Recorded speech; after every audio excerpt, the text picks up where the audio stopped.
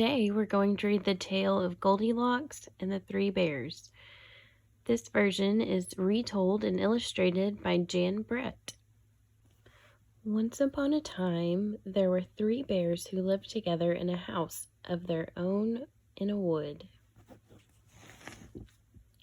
One of them was a little small wee bear, and one was a middle-sized bear, and the other was a great huge bear. Which one's the little one? Good job. Which one's the middle-sized one? There she is. And which one is the great huge bear? Yeah, right there.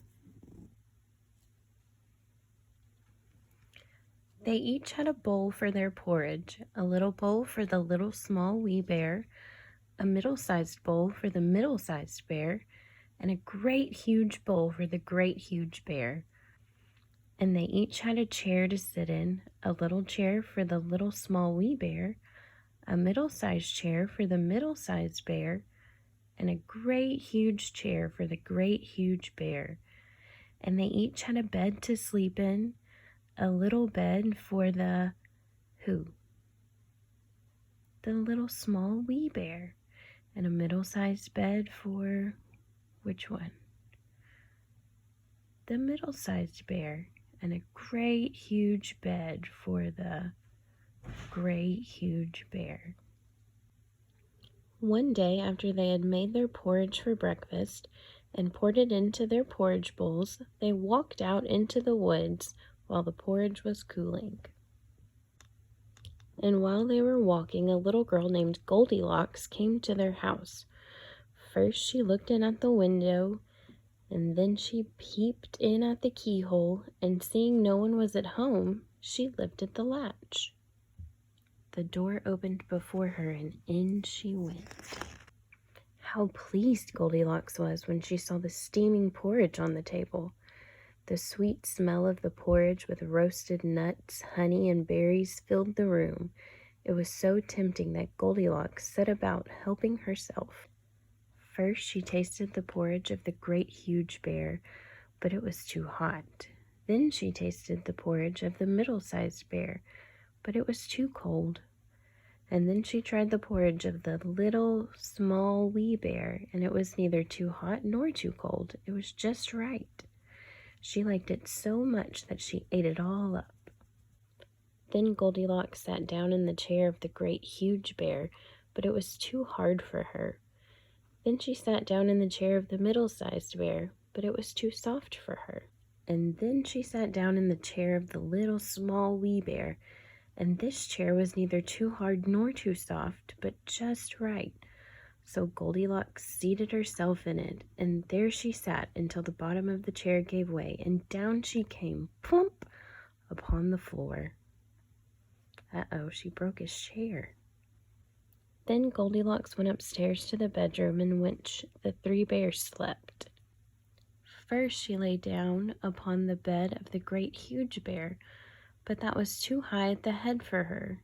Next she lay down upon the bed of the middle-sized bear, but that was too high at the foot for her. Then she lay down upon the bed of the little small wee bear, and that was neither too high at the head nor foot, but just right. So she covered herself up comfortably and fell fast asleep. By this time, the three bears thought their porridge would be cool enough to eat, so they returned home for breakfast. Now Goldilocks had left the spoon of the great huge bear standing in his porridge. "Somebody has been in my porridge," said the great huge bear in his great rough, gruff voice.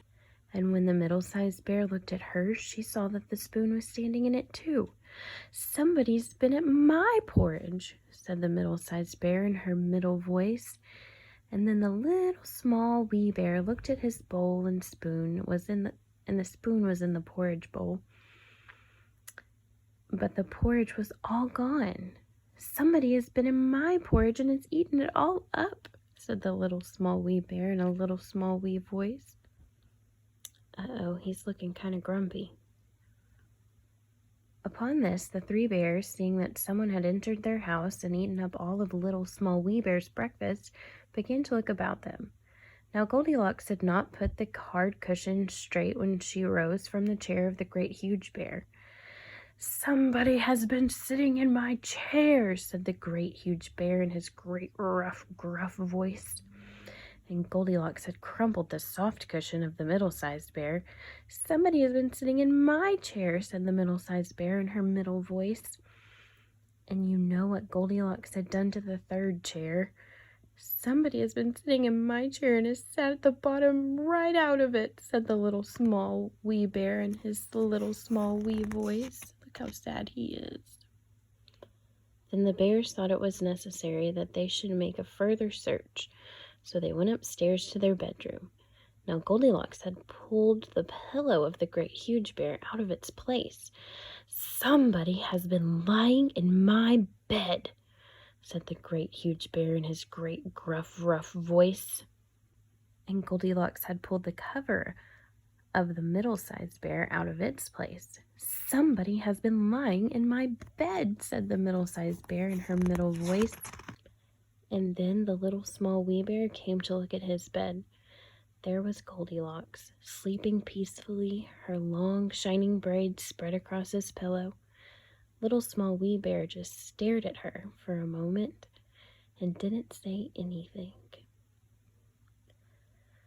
But then he cried, "Somebody has been lying in my bed, and here she is."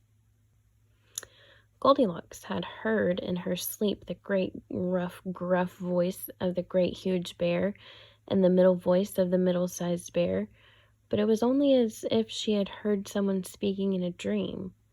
But when she heard the little small wee voice of the little small wee bear, it was so sharp and so shrill, so like her own, that it awakened her at once.